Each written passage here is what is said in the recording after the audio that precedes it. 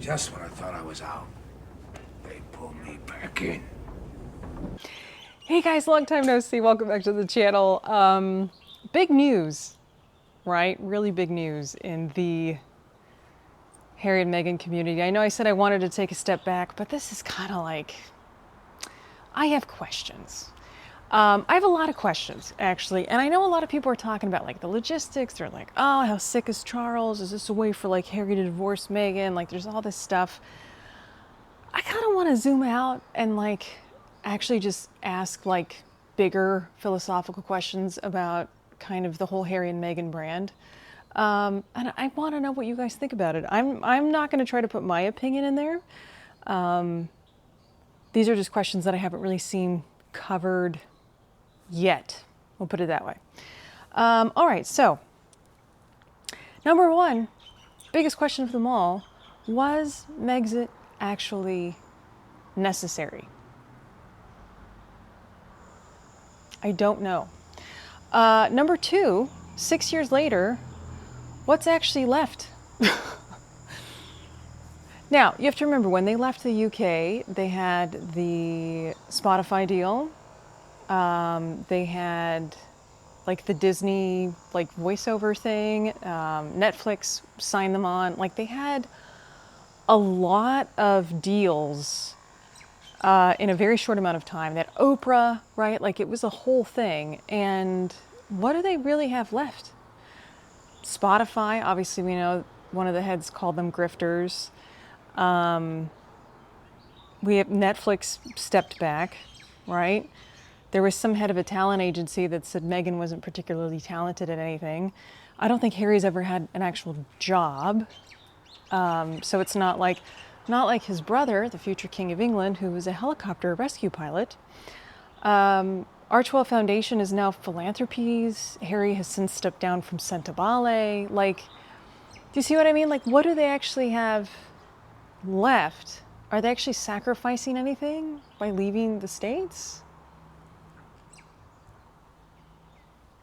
I don't know. Which leads me to my next question. If Megxit had been successful, would they be going back to the UK? If they had a top 5 or 6 program, if they had top programs in Netflix every 6 months, or if they had top podcast, and they each had a podcast, and they bought their own Gulfstream, would they be going back, or would they have purchased a manor separately, or would they have been able to send their kids to a different school in the States? Like if Megxit had been successful, would they be going back? I don't know. Does moving back make Harry and Meghan more attractive to production companies, right? Because Netflix had that first deal. So we know that, the first look. So are they going to do the reverse freedom flight? They're going back to the UK documentary? I don't know. Are production companies in the UK going to be interested in them? I mean, if maybe, yeah, I don't really know.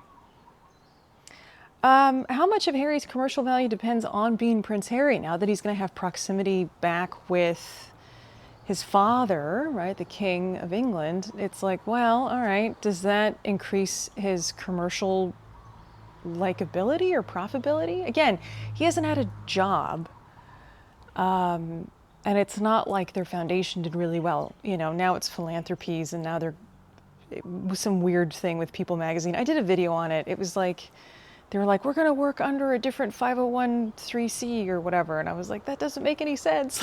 Like, Philanthropy says no. There's no like legal obligation to file anything for Philanthropies. So anyway, yeah, anyway. Here's the other thing. The Sussexes and the Waleses are about to be back in the same news cycle. Now, I'll say this, on a very saintly subreddit, there are some fabulous posters on there, and they can clock down like everything that Catherine does. Meghan has to release something within 24 hours.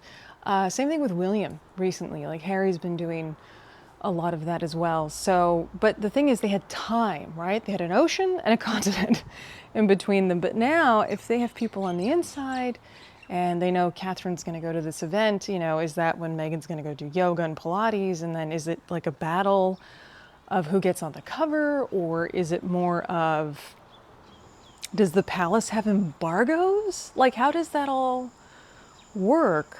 Where it's like, if you cover them, you can't cover us? I don't know. Because, you know, that's all they want is for papers to sell.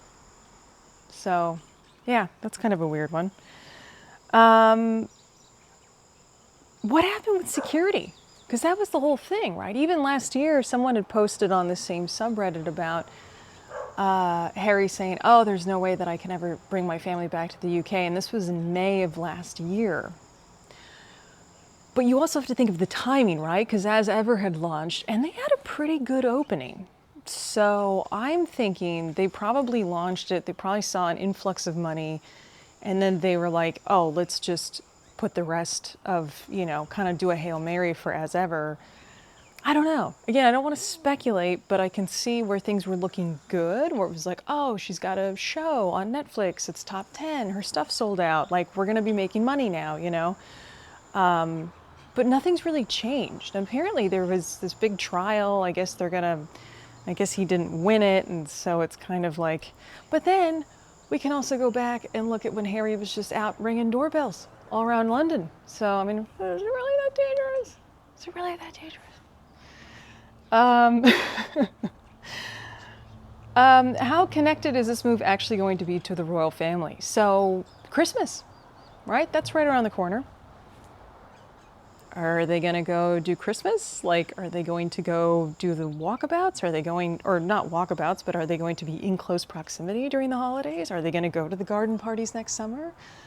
Are they maybe not going to be on the balcony of the Trooping of Color, but maybe they'll be making appearances like they did on their last little bit? I don't know. We'll see. Also, if this arrangement is working now in 2026, right? Everything's been really clear. We're not working royals. We're living outside of London, blah, blah, blah. Why couldn't this have worked 6 years ago?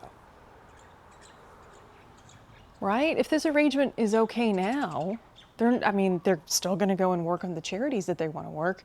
Invictus is still Invictus. That's still around.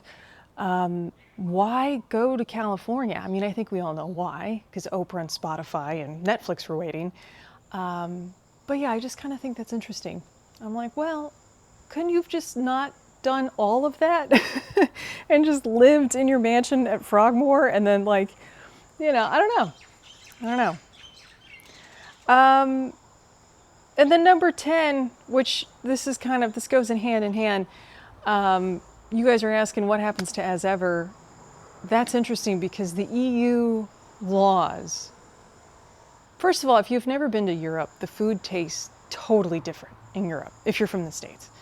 And that's because there's no chemicals in their stuff. There's like 1,000 chemicals there that are banned that we use every day in our food. So when you go to the EU, or I should say the UK, if you go to Europe, it's lovely. The food is just magnificent. Like the stuff that you pick up from I would want to say Tesco, but I don't think that's the right shop. Pret.